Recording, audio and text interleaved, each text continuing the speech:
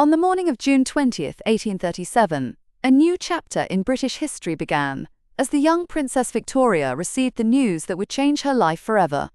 At Kensington Palace, barely out of her teens, she was informed by the Archbishop of Canterbury and the Lord Chamberlain that her uncle, King William IV, had passed away. With his death, the crown passed directly to her, making her Queen Victoria at just 18 years old. This moment marked not only a personal transformation for the young woman, but also the dawn of an era that would profoundly shape Britain and its global empire for the next 63 years. Victoria's accession was met with a mix of anticipation and apprehension. The previous reigns had been tumultuous, marked by social unrest, political reform, and economic shifts.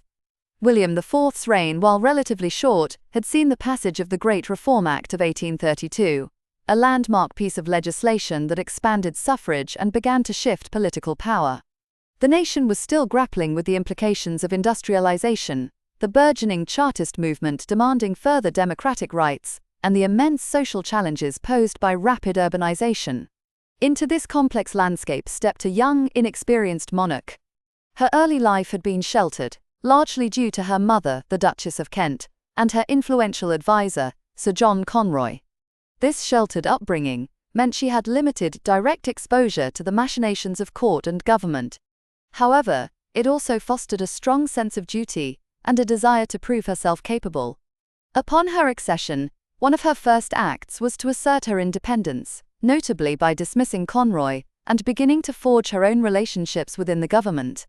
She quickly developed a close working relationship with her first Prime Minister, Lord Melbourne, who became a crucial mentor in her early years on the throne. He guided her through the intricacies of constitutional monarchy, parliamentary procedure, and the vast responsibilities that now rested on her shoulders. The early years of Victoria's reign were characterized by a determination to restore the dignity and moral standing of the monarchy, which had been somewhat diminished by her predecessors. Her marriage to her cousin, Prince Albert of Saxe-Coburg and Gotha, in 1840 was a pivotal moment.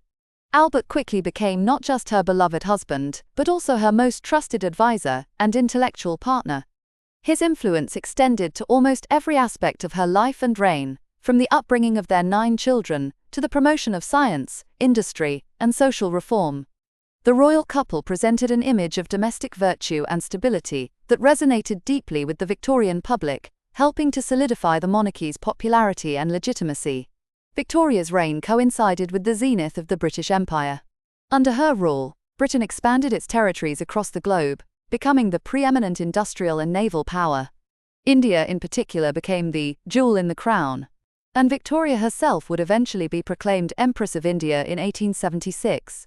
This period saw unprecedented technological advancements, including the widespread adoption of railways, the telegraph, and steam power, all of which facilitated trade, communication, and imperial control.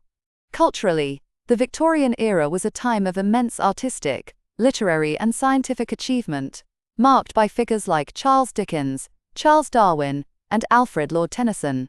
The image of Queen Victoria evolved over her long reign.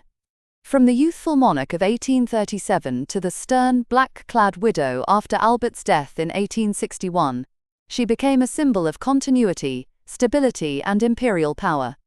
Despite significant challenges, including political crises and attempts on her life, she remained a constant presence, embodying the strength and resilience of the British nation. Her accession on that fateful June day in 1837 set in motion a transformative period that would forever be known as the Victorian Age, leaving an indelible mark on Britain and the world.